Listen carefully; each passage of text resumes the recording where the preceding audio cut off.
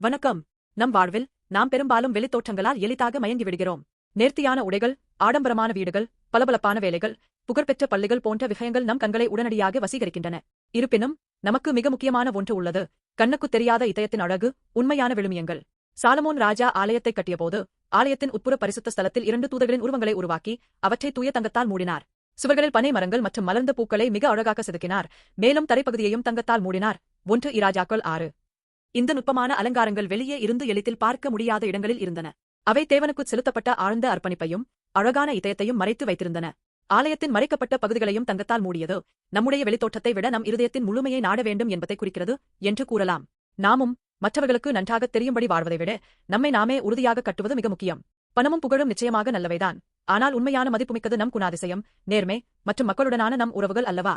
இன்றைய நாட்களில் நாம் அனைவரும் பரபரப்பான வாழ்க்கையை வாழ்ந்து வெளிப்படையான வெற்றிகளில் மட்டுமே கவனம் செலுத்துவது போல் தெரிகிறது. சமூக ஊடகங்களில் பதிவேற்றும் அழகான புகைப்படங்கள் அல்லது மற்றவர்களின் அங்கீகாரம் போன்றவை. ஆனால் இவை உண்மையில் தற்காலிகமானவை. உண்மையில் முக்கியமானது நம்முடைய உள் உலகம். நாம் எவ்வளவு ஆடம்பரமாக தெரிகிறோம், எவ்வளவு சொத்து வைத்திருக்கிறோம் என்பதை விட நம் இருதயம் எப்படி இருக்கிறது, நம் ஆத்துமா எவ்வளவு தூய்மையானது என்பதை பற்றி அதிக அக்கறை கொண்ட ஒருவர் இருக்கிறார். இந்த உள் மதிப்பை மீட்டெடுக்கவே இயேசு இந்த உலகத்திற்கு வந்தார். பாவத்தினால் நம் இருதயங்கள் நோயுற்று அசுத்தமடைந்தாலும் இயேசு சிலுவையில் சிந்திய இரத்தத்தினால் நம் பாவங்கள் கழுவப்பட்டு புதிய வாழ்வை பெற முடிந்தது. இப்போது நாம் இயேசுவுக்குள் உண்மையான உள் அழகையும் அமைதியையும் அனுபவிக்க முடியும். இயேசு நம்முடைய வெளித்தோற்றத்தை பார்ப்பதில்லை, மாறாக நம் இருதயத்தின் மையத்தை பார்க்கிறார். மேலும் நம்மை நிபந்தனையின்றி நேசிக்கிறார். இந்த பரபரப்பான உலகில் நாம் தொடர்ந்து மற்றவர்களுடன் ஒப்பிடப்படுகிறோம். மேலும் நமது வெளிப்படையான சாதனைகளின் அடிப்படையில் மதிப்பிடப்படுகிறோம். ஆனால் உண்மையான மதிப்பு கண்ணுக்குத் தெரியாத இடங்களில் மறைந்துள்ளது.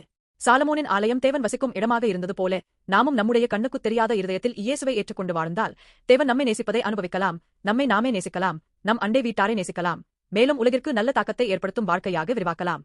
இயேசு கிறிஸ்துவுக்குள் விலைமதிப்பற்ற விழுமியங்களை படிப்படியாக வளர்த்து அர்த்தமுள்ள வாழ்க்கையை வாழ முடியும்.